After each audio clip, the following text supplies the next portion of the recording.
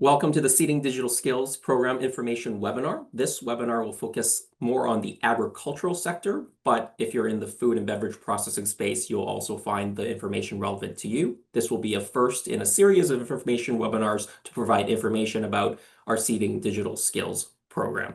Thank you everyone for joining us.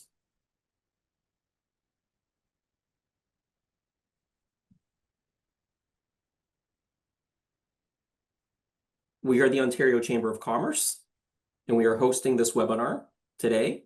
We are a business not-for-profit association with 140 plus local chambers of commerce and board of trade. We run a number of programs for small and medium-sized businesses through our network of 60,000 members. We convene, mobilize, and empower businesses and local chambers in the pursuit of bringing inclusive and sustainable prosperity to Ontario's businesses, workers, and communities, and we think the Seeding Digital Skills program does those things. While we meet in cyberspace, I want to acknowledge that I am coming to you from the city of Toronto, which is located on the traditional territory of many nations, including the Mississaugas of the Credit, the Anishinaabe, the Chippewa, the Haudenosaunee, and the Wendat peoples, and is now home to many diverse First Nations and Inuit and Métis people. Toronto is covered by Treaty 13, signed with the Mississaugas of the Credit, and the Williams Treaty, signed with multiple Mississaugas and Chippewa bands. As we lead these informative webinars, I also want to acknowledge that Indigenous peoples continue to face outsized barriers to access skills training, education, and workforce opportunities.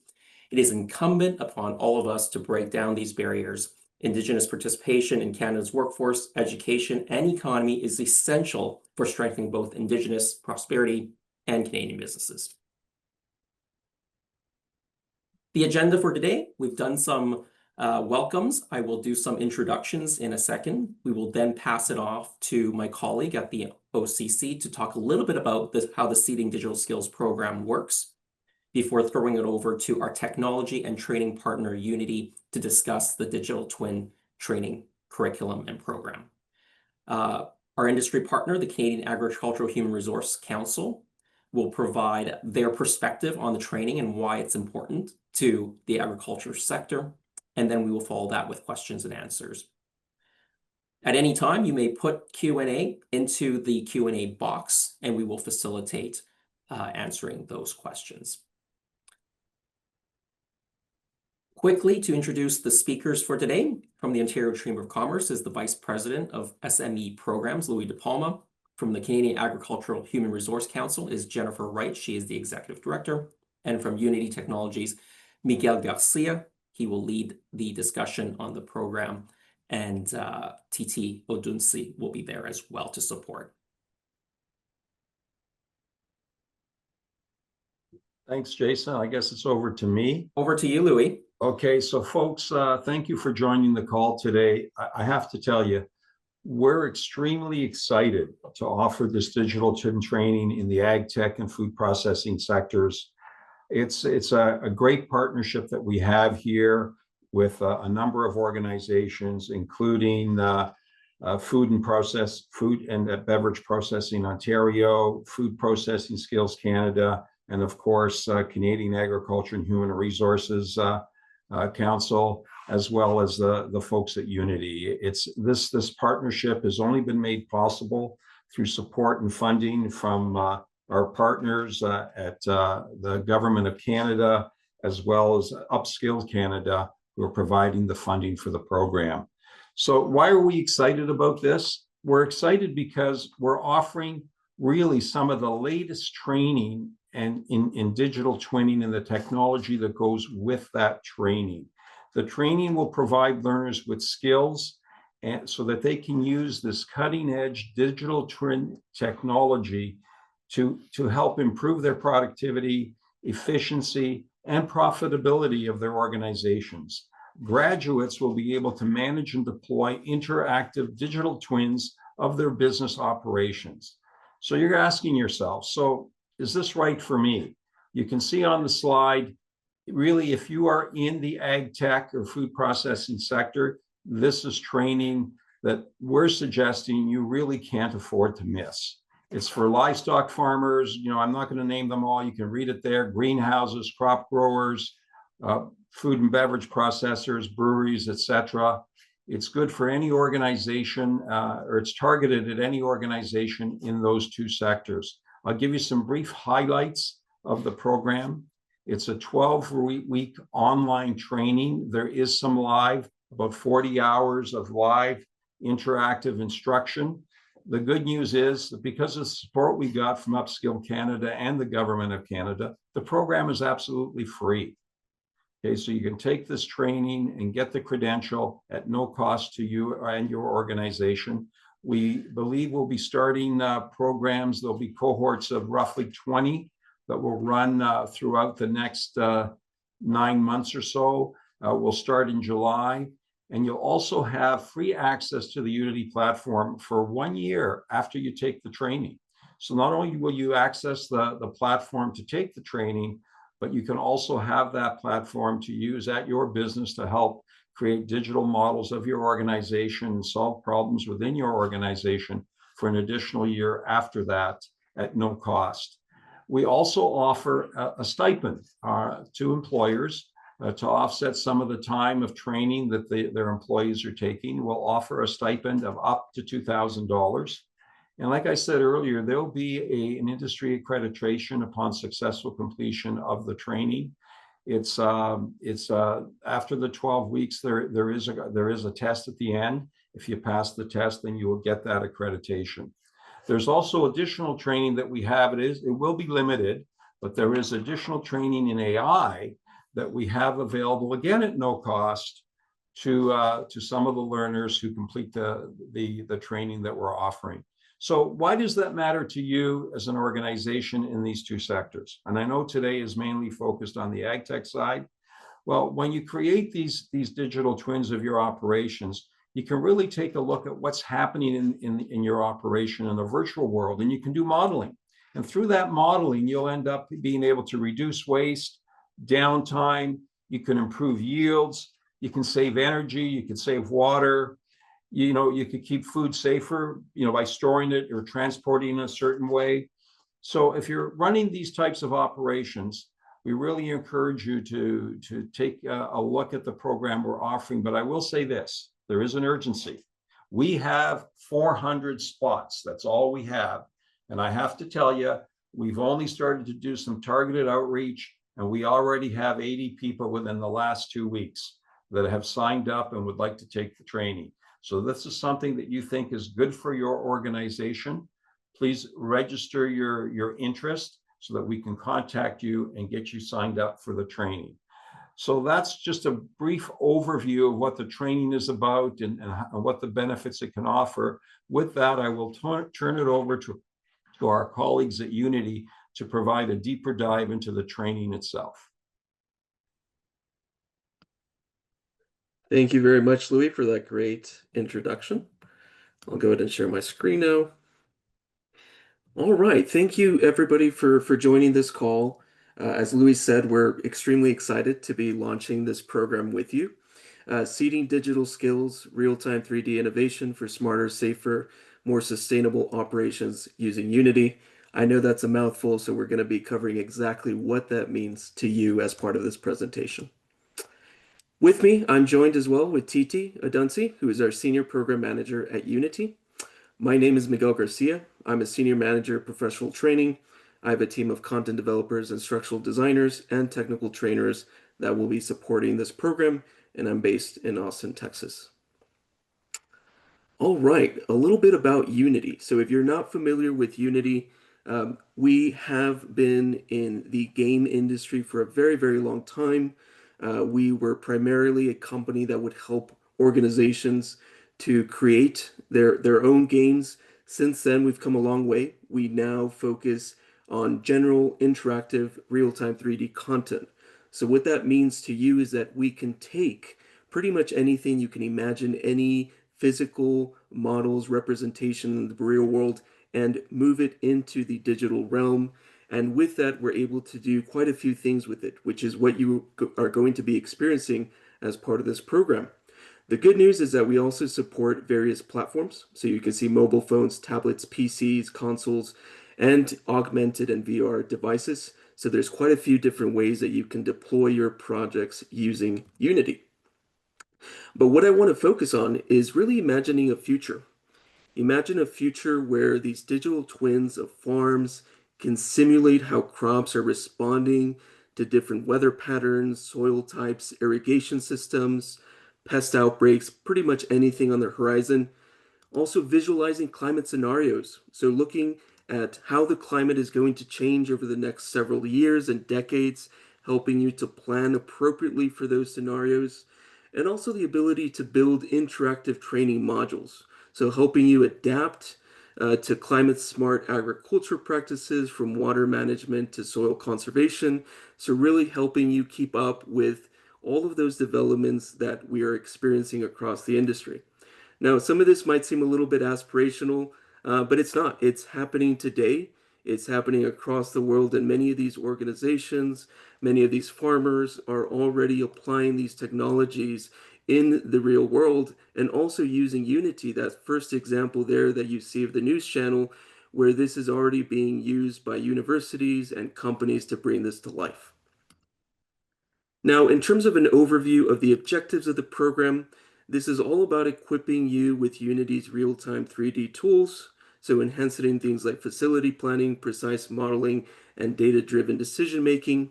But we also want to make it extremely practical. So we want to make sure that we're using practical applications that speak directly to you. Some of this will include simulations, some of it will include AI-powered solutions as well. But in the end, we want to provide you with prototypes and dashboards that can help you convert any data into actionable insights that can help you. This is also done by fostering collaborative problem solving. So this is encouraging you to work with others. You can bring your own ideas and challenges to the table. We promote a collaborative environment where you get to co-create some of these solutions and find ways to refine them into real-world applications. And as Louis was summarizing there, this is also about building and driving sustainable operations. So at the end of the day, we know all of this is going to look super cool and lovely and beautiful. But at the end of the day, we also know that it needs to accomplish something practical. So this is all about optimizing things like resource utilization, reducing waste, and enhancing sustainability, while also contributing to smarter processes and safer workplaces. And then finally, this is also about building a community of innovators. So we want to encourage a network of professionals that are committed to continuous learning and innovation and ensuring that there's a long-term impact as we continue to learn even after the end of this program. Now, specifically in terms of what the curriculum includes, this is 12 sessions. The target audience is agriculture, food processing, and beverage professionals in Ontario. The goal is to help you use Unity to find better ways to drive your operations and also to earn Unity recognized industry credentials. So upon completions of different parts of this program, you can earn recognition, which you can share externally and on your public profiles. Each session is going to include a central question or theme. So something that is going to spark the thinking, your imagination. It's going to include real-world examples from agriculture and food sectors. It's going to include guided hands-on Unity activities for you to start to learn how to use the tool. It also includes time for discussion and reflection. We realize that a big portion of the value of this program is actually having an open discussion with the participants to really understand how they can apply this in the real world. And with that is the focus on immediate application to farms, facilities, and production lines. What's also included as part of this is self-paced learning. So project files will be shared for participants to actually practice and apply the lessons. What this means is that you don't need to start from scratch. So we realize that many of you will be absolute beginners when it comes to Unity, and we welcome that. That means that we can curate assets, we can already share things with you to help you learn how to use Unity, but also to help you understand how your industry can use Unity. You also have access to over 400 plus hours of on-demand courses. What that means is that whether you want to do something before or after the sessions, you can continue to learn. And we'll make recommendations based on the sessions that you're taking and also the different projects that you're working on. The resources shared for continued learning will extend beyond the length of the program.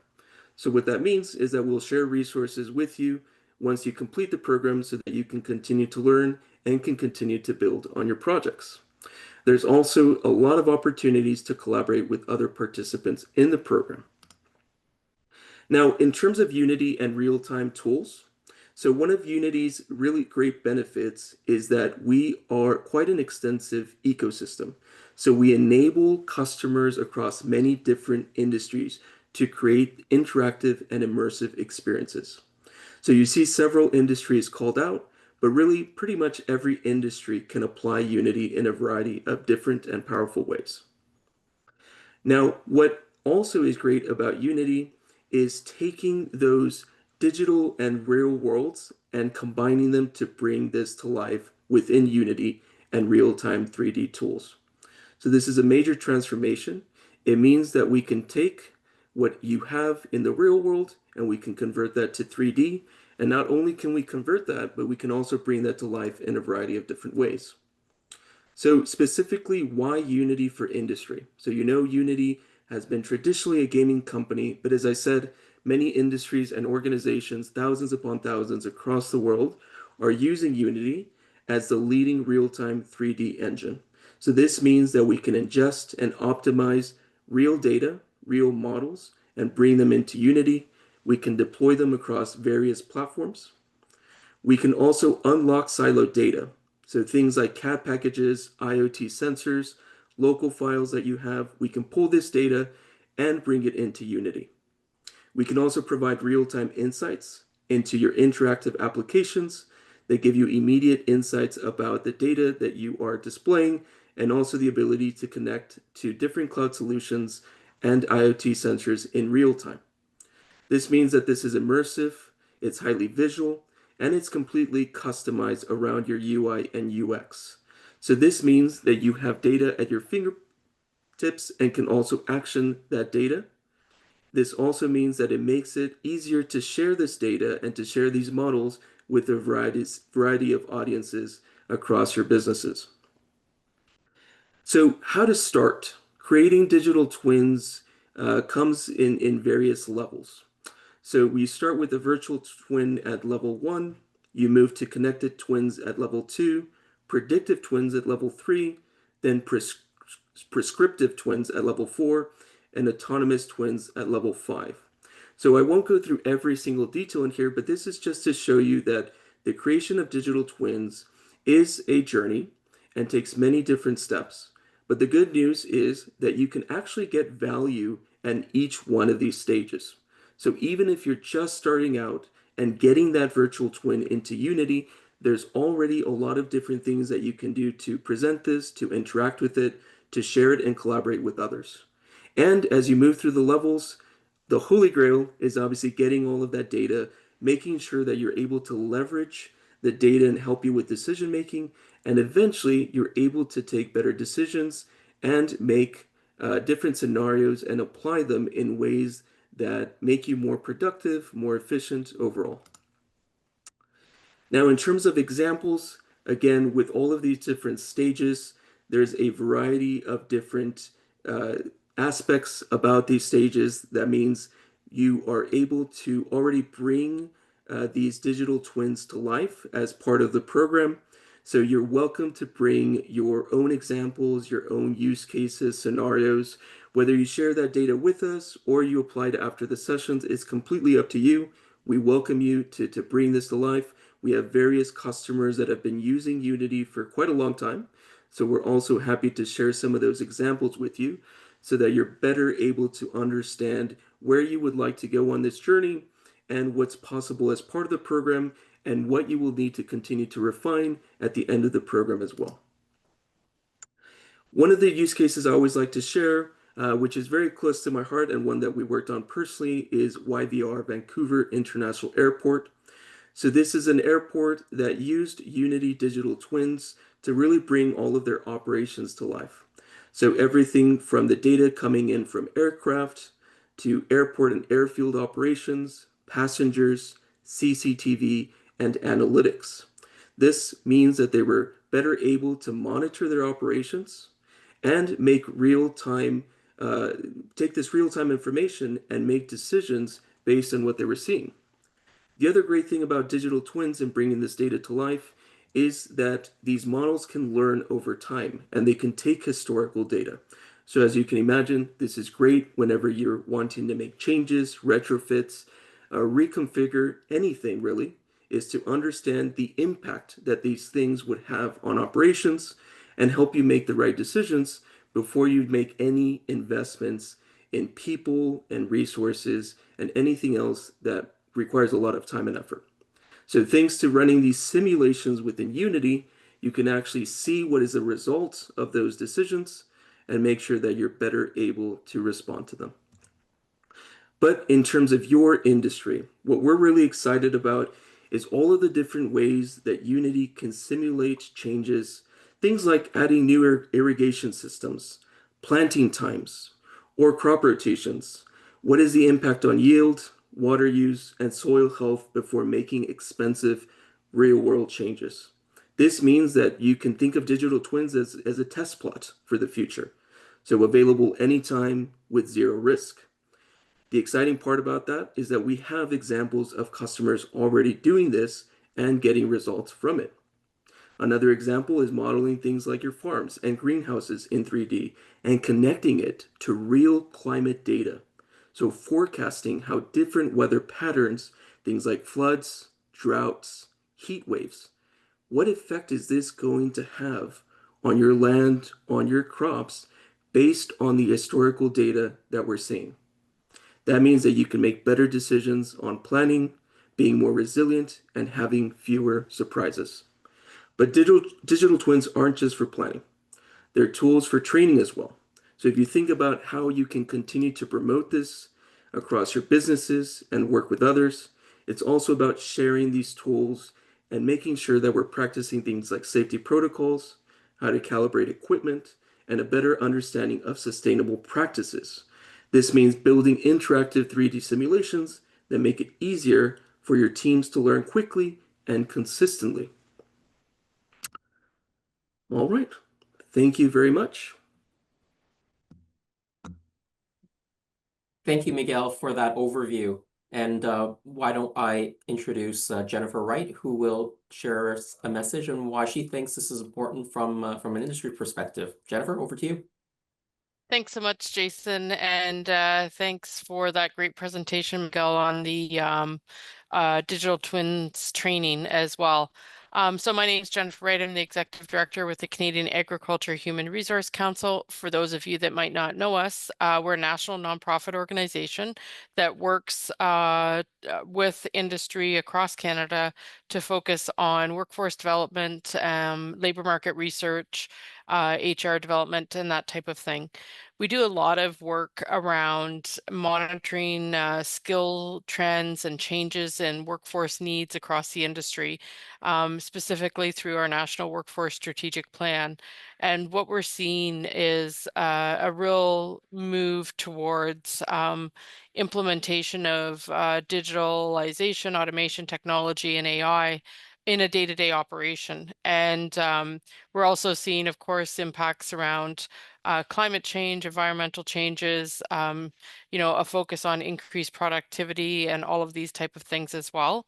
And we really see this opportunity to be able to help address that upskilling, reskilling of the agriculture workforce in a way that you can, learn how to create digital twins and then apply that directly to your operation as a real benefit and a real need, I would say, across the industry as well. So we're really looking forward to working with everyone that's part of this project.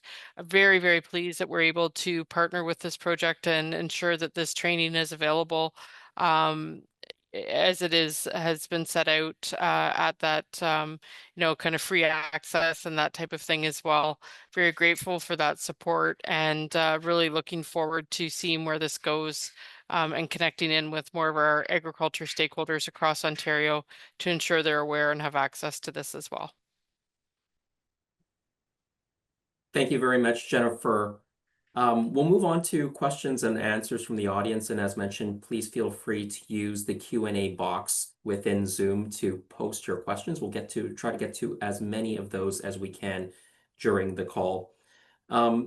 Maybe I'll start with a general question. I'm looking at the audience here. When they registered, many had very little knowledge of digital twins. Some have a little bit of knowledge of digital twins. Miguel, you touched a little bit about this during your presentation, but do you need any experience in digital twins to sign up and take this training?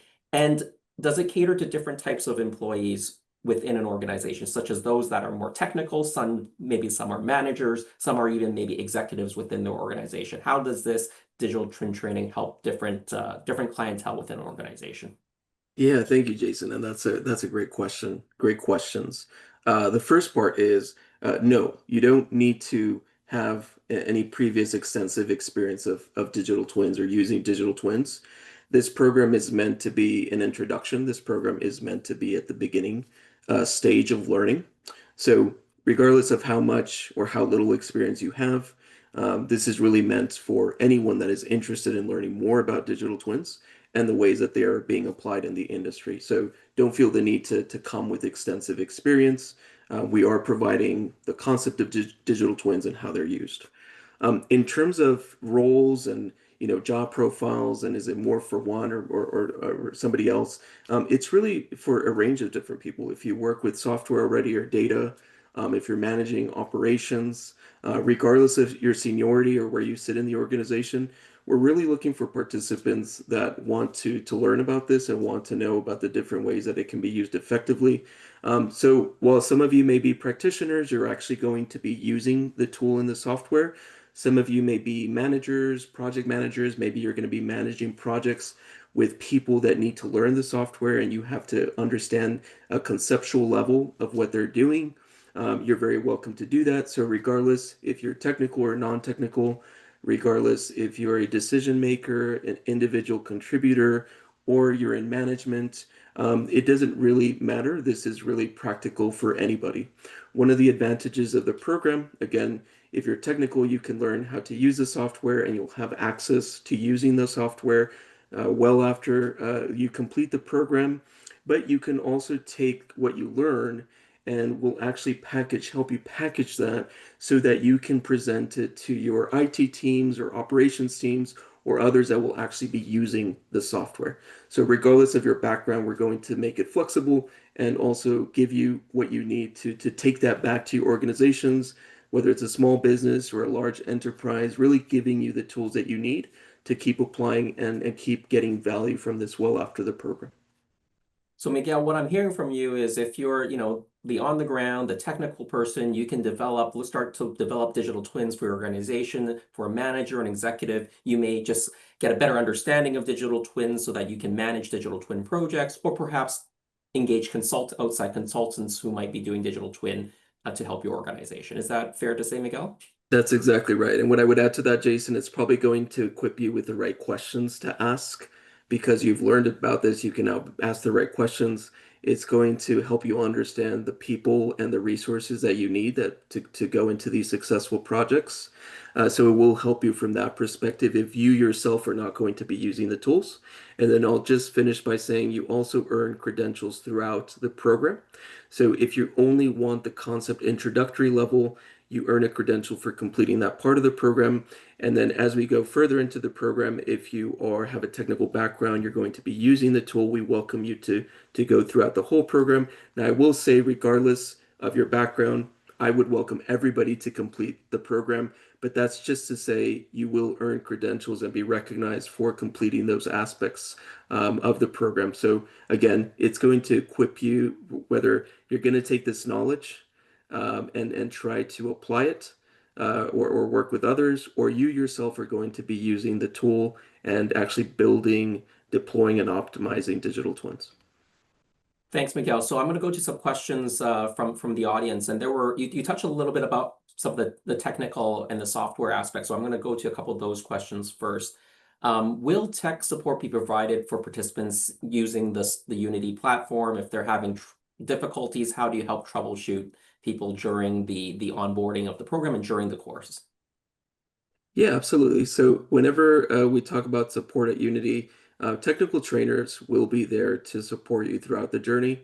So whether it's questions that you have before the training, you can send those through to our team. We do leave a lot of time during the training sessions themselves for interaction and discussion, so that's another opportunity as well. And then after each session, we'll be providing that support. So if there is any support that is needed during the training, any troubleshooting, we tend to try to solve this, in terms of minimizing the amount of time that it would take to do that during the training session. But everybody is more than welcome to ask those questions as part of the sessions themselves.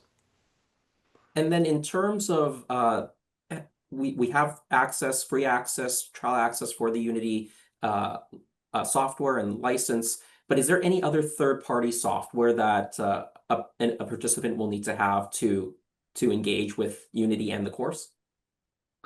Yeah, so we provide everything that you need as part of the program in terms of Unity tools. So the engine itself, but also things like we call Pixie's plugin, which helps you to bring those 3D models and data into Unity. That's part of what we provide with an industry license. So there's no additional ask for you to get additional tools. Now, if you are using tools outside of that ecosystem that we provide with the Unity industry license, we can share a variety of third-party applications that we work with that help you to bring that into Unity. So we will be providing that knowledge during the training, and if you're using any software, any tools, additional tools outside of Unity, we can show you how you can use those tools to bring that data into Unity. Thanks, Miguel. There was a question in the chat about Unity licenses, and each employee would have to have a license, but this uh, dovetails into a question I have for Lou is, can a business send more than one employee to the training? Absolutely. We're not going to, it's not unlimited, but we do recognize that certain businesses will want maybe two, maybe three employees accessing this training because of the type of operation that they're running. They're more than welcome to suggest the number of learners. We're not going to take 20 from one business, but certainly two, three, potentially even four can access the training from one single employer. Thanks, Louis. How can a more general question for Miguel? How can this technology increase the efficiency of the employees? I think this attendee is wondering in general, how are the ways it can help employees in their business? Yeah, that's a great question and one that has so many answers. So I'll do my best to give a summarized version of the answer. When it comes to things like measuring efficiency, I think one of the first things we want to really include as part of this program is understanding, well, what does that actually mean to your business? Efficiency comes in many different shapes and sizes, and you might be prioritizing something over what another business or individual prioritizes. So for us, it's really to understand across your operations, what are the ways that digital twins can actually help you things that help make it easier for you to do things, make it faster for you to do them, but also how can it help you to make better decisions on your operations? So efficiency in terms of saving you time, efficiency saving you money, and saving you effort as well. So as you look at things that you're going to be doing in the next several months and years, if you think about, we talked about retrofitting as we did a lot of these council conversations. I heard things like there's a lot of retrofits that are needed into the industry. We have old buildings or operations where we're building a new machinery or robotics.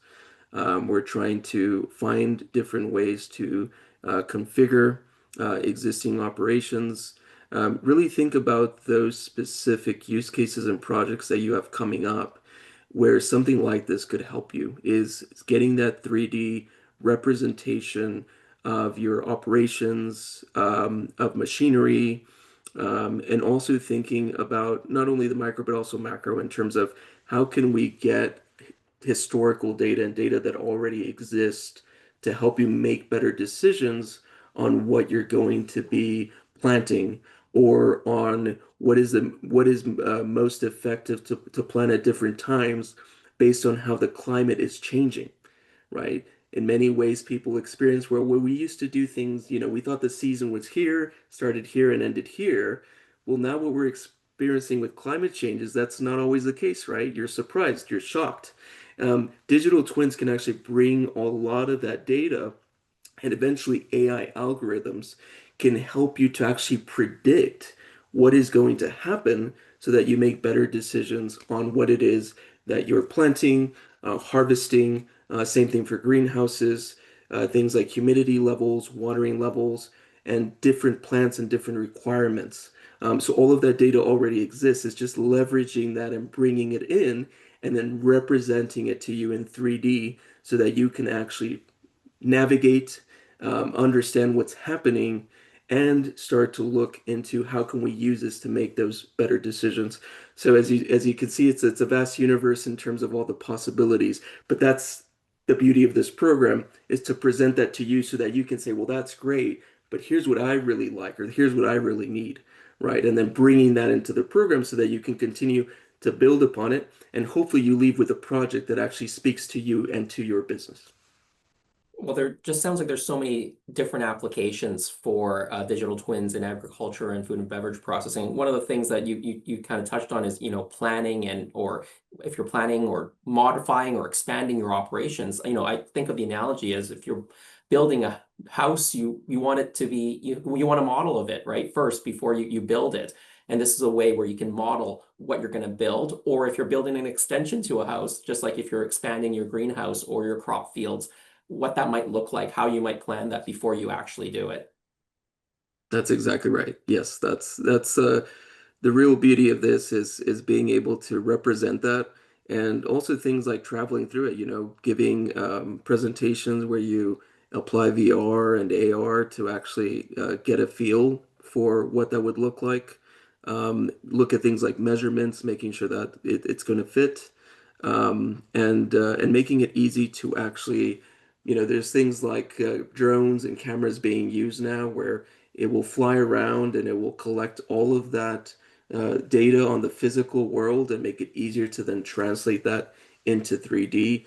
So there's a variety of ways of doing it, and that's what makes this really exciting.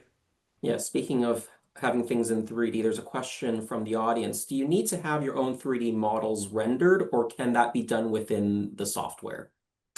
Yeah, you don't need to have everything rendered. That's part of this program, is learning how to do that. So many participants, learners over the years, they bring very rough representations or models. They don't need to be pretty. They don't need to be perfect. What you're going to learn is how to apply things like lighting, textures, shaders, to really optimize those models in Unity. So you don't need to worry about having everything perfect to begin with. That's actually part of the learning process, and the beauty of using Unity. And a question I have, in tangential or related to that previous question is, do you need to have uh, your facility, your farm or your operation having sensors already to leverage Unity? Or what if you don't have data in that respect? How do you leverage Unity? Yeah, so if you remember, as part of my presentation, we looked at the different levels and maturity levels of digital twins. So the answer is no. You don't already need to have sensors installed or start to invest in that. There's already ways to apply Unity and digital twins, even at an early stage. So part of this is learning, hey, I'm just at stage one, or I'm, moving to stage one to stage two. So it's not about initially to have sensors or to have all the data that you need. It's just learning how you can start to bring those assets, those physical representations, and putting them into Unity, visualizing it, making sure that you're happy with what's there, understanding how you can continue to build upon this. And then we talk more about, okay, well, what does deploying, to different platforms look like? How can I start to bring some data in? So what are the different stages of data? What kind of data can I start to bring in? So there's value at each stage, and it doesn't mean that you right away need to have all, everything in terms of the infrastructure. There's already different ways that you can start to use Unity. And what we like to represent is also, well, people will move at different speeds. It's okay for you to be at a different stage than other participants. You may just be getting started. You may bring your own models, maybe somebody else doesn't, and they just stick to the models that we provide as part of the training, which is absolutely okay. But regardless of which stage you are and where you end the program, we will continue to offer you those resources that can help you continue to build upon the projects that you started during the program, or the resources to actually start new projects as well at the end of the program. So Miguel, what I'm hearing from you is if you already have sensors or data, that can be very valuable to That integrate would be into amazing. your digital Yeah. twins. But if you don't have any sensors or data as part of your farm or beverage processing operation, the the learning the using digital twins might inform what sorts of investments you might want to make in terms of sensors and data so that you can fully leverage the power of digital twins to improve your operations and farms. Exactly right. Yeah, and that's the word I would focus on is a lot of this program is going to help to do is to actually inform. So based on what you're learning, based on what you're testing and doing within Unity is helping inform the decisions on, well, what is investment in these tools and this software and these devices actually look like for my business? Can I do this in a phased approach? So we know that we're trying to be as efficient as possible. So if I want to install and build this infrastructure, is there different stages that I can start to do this so that the first stage is maybe I'm just going to focus on a specific plot or land or building, and I'm going to start there and I'm going to see what value that brings me before I decide to do a huge rollout across all of my operations or my land. So we also provide those different stages so that you can feel comfortable that actually there's ways to minimize the investment so that you can actually start to see results up front and then decide whether you want to continue to invest. Another question from the audience is, and I think you touched upon it during your presentation, are there additional courses, modules, training, advanced levels of training people can take after the course? Yes, 100%.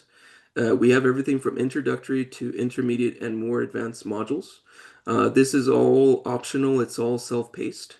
Some of it we will highly recommend as part of the sessions that you're attending, but some of it, depending again on the speed that participants are going, some participants will completely blow very quickly through the introductory materials, intermediate. And then there is the option to do more advanced modules from a self-paced perspective. So we'll be making recommendations on those courses. And another question from the floor is, somebody seems to be a little bit familiar with Unity and says there's been different versions of Unity. Are we getting the latest and greatest Unity license, the most up-to-date version? And how does Unity's technology compare to, I guess, other technologies, similar technologies? Yeah, I'm happy to let everybody know that we deployed Unity 6 this year. It's the latest version of Unity. It's what we're going to be using as part of the training session. So yes, you're using the latest and greatest. In terms of the industry license is what our biggest industrial non-gaming customers use today. So the example I gave there of Vancouver Airport and the various automotive examples, operations, facilities, these are customers that are using that same license. Which is pretty incredible what you can do with it. So you're going to have access to all of the Unity tools and applications that you need as part of this. And in terms of how we differentiate, I think one of the things that makes Unity pretty unique is how quickly you can deploy it, how quickly you can learn to use it and apply it, and also the way that it brings those 3D models to life in ways that are difficult to imagine. But one of the great advantages is that we already have a robust uh, library of examples where customers are applying this every day. These are publicly referenceable. We can share them with you. So there's already many examples of customers that are doing this. And then really the training and the support that you get. The human element is always important when you're adopting new tools and software. Obviously, I'm very biased. I lead our training team. But one of the things I always say is the number one thing we want to make sure we do at the very start of this is make people feel comfortable and like they belong in this program. And so it's not just about the tools and the software. We know that without the human element, it's very difficult to really learn how to apply this. So the other advantage I would say is that you're really talking to subject matter experts here, to people who are building this, who are using this. And it's not just our training team. We work across engineering at Unity. And so really learning from various aspects of the business and how digital twins are being applied. So you're not just learning from the trainer that's with you, it's actually a team that is supporting it. Miguel, can you touch a little bit about cybersecurity and privacy as it relates to digital twins and leveraging the technology? If that's a major concern, I understand from Jennifer in the agricultural space. So can you please touch a little bit about that? Yeah, I can give a kind of a brief overview, and I would definitely welcome a follow-up as well if you need more details.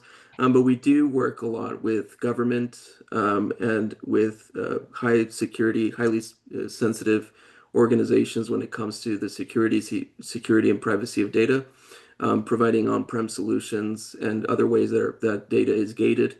So we do provide those options. Especially in government, this is a requirement of using Unity. So in terms of what does that look like and what does Unity offer, I'm happy to follow up with that. We also offer it as part of the training when it comes to different ways to deploy this. But we are conscious of this, and we know that sometimes that is a major issue, which is also why it's very optional. So we obviously can have an agreement in place, but it's optional to bring your data or share any of your models with us. We think you'll benefit greatly if you do. But if you just want to do this outside of the program and it's out of the training sessions, you're absolutely welcome to do it. There's nothing that you actually need to share with Unity to benefit from the program. More programmatic question, so probably for Louis. Who signs up for the program? Is it learners, individuals, employees, or is it the company who's signing up for the training or signing their employees up for the training? And then how does a company get access to that stipend? Well, thanks, Jason. What'll happen is we'll work with the employers to start. We'll end up having an agreement with the employer as to the number of employees will take the training. They'll provide us with the names and contact information of the employees that they want trained. In the agreement with the employer, there will be certain criteria that will have to be met to access the stipend, to access the training, and make sure that we have the output from both sides, the output that we want in terms of the training and the knowledge transfer to the learner, and also to make sure that the company is happy with the knowledge that their employees getting through the training. So we will work directly with the company, but then when it comes to the training itself, the employees that have been nominated by the companies, we will work with Unity to set up the access to the platform and to the software for those companies or for those employees, and then they will go into the platform and register with the help of Unity. So there will be I guess throughout the process of registration, there will be support provided from both our team and the Unity team.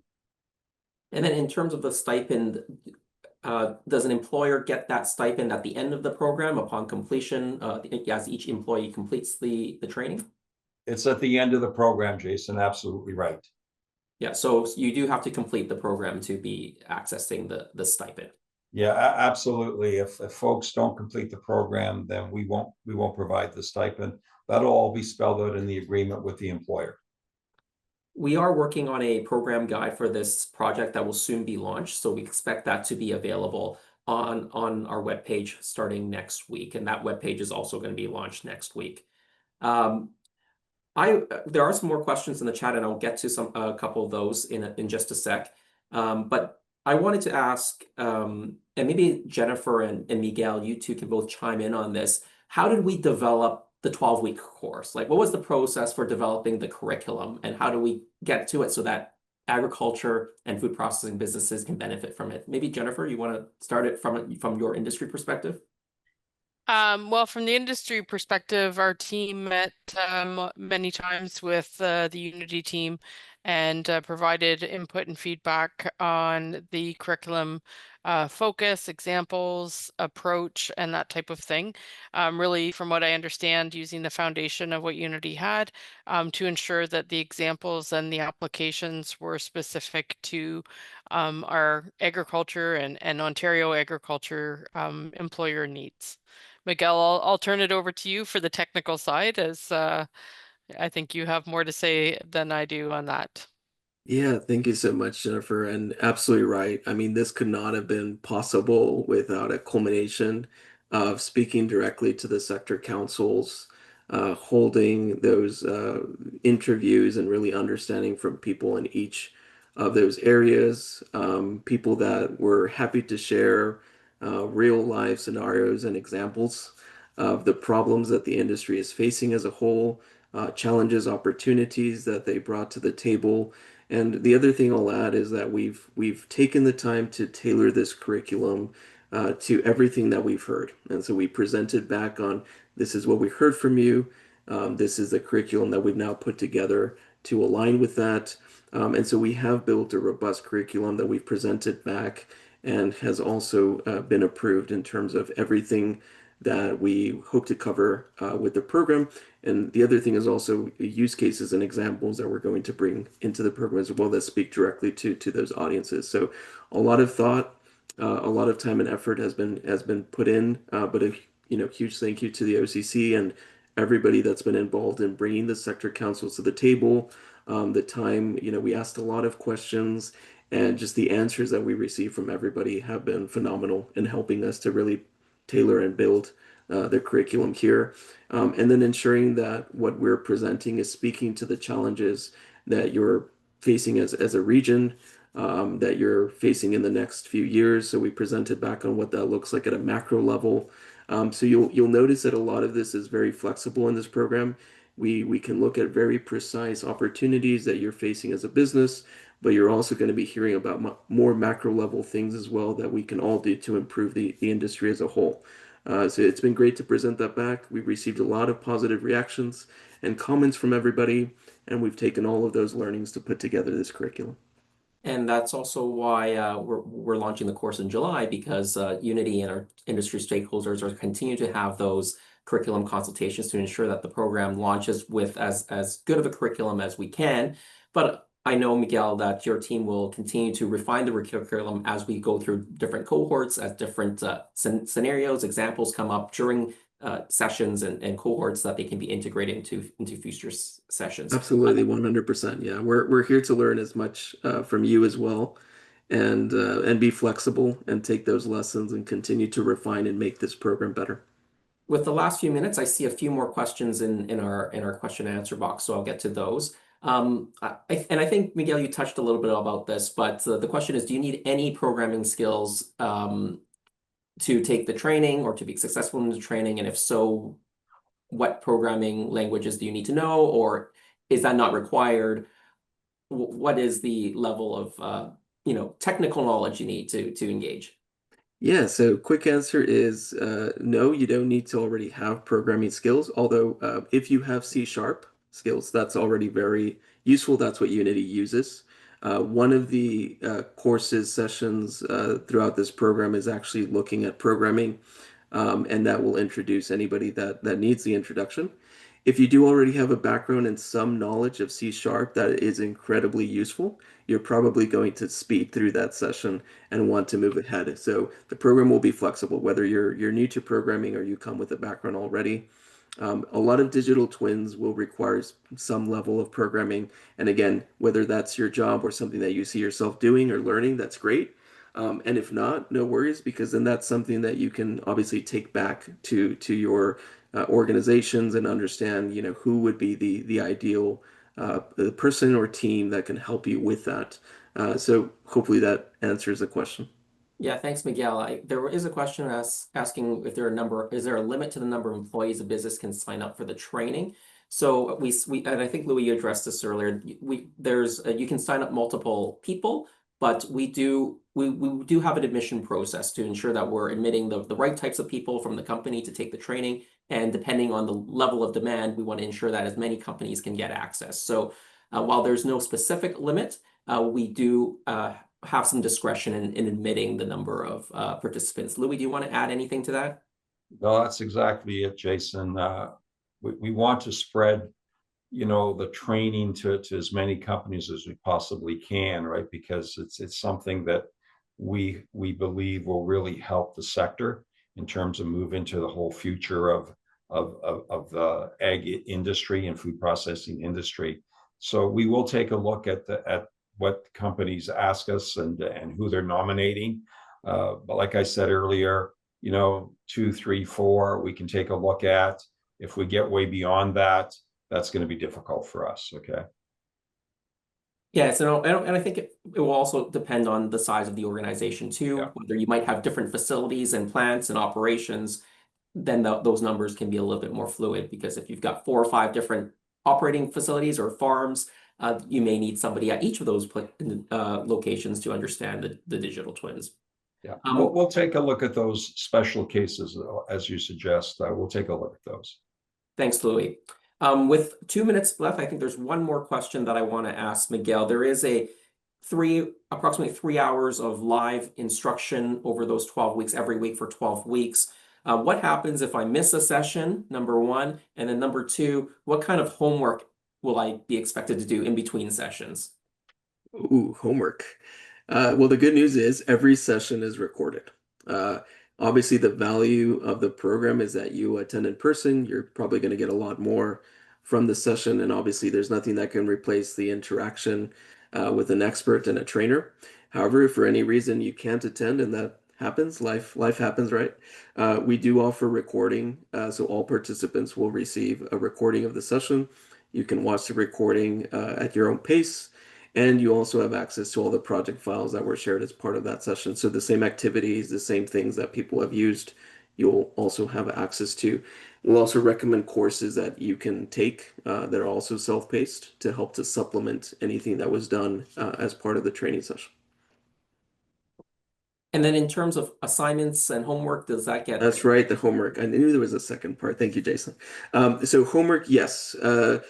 I would say this is not us trying to check whether you did the homework or not. What I will say is we always make recommendations on what to complete after the sessions that's going to help you in the next session.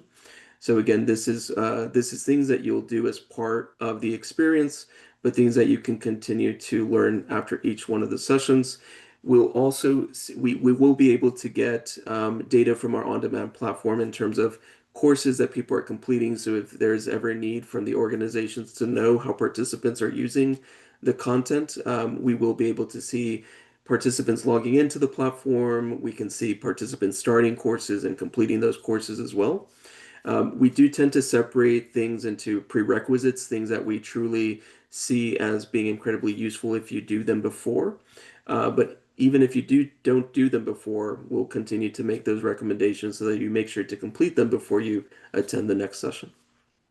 Thanks very much. And I see that we are at 1 o'clock, so I do want to wrap it up and close. First of all, I want to thank all of our guests, Titi, Miguel, Jennifer, Louis, as well as our backstage crew, Shannon, Joanne, and some other members of our team for putting this information webinar on. I want to thank all of those who attended. Thank you for joining us. We have a QR code there as well as a link. The QR code will take you directly to an online form where you can express your interest to be joining the program and the training, and you will fill in your information there. Someone from the Ontario Chamber of Commerce team will reach out to you at the appropriate time to validate your interest. If you cannot scan this QR code, you can also go to occ.ca/programs. That's the same link to that online form is located on that web page. Any inquiries or questions, you may email us at seedingskills@occ.ca. We will make the recording of this call available as soon as we can. We will also send all participants a follow-up email next week when we launch our website and program guide, so you have all the information about the program at your fingertips. So I want to thank everybody again for joining us. Please share this program with your friends, your colleagues, other people in the industry. We want to get as many people engaged as we possibly can because I think we're bringing some very novel technology and training to the agriculture and food and beverage processing sectors. Thank you very much. Thank you very much.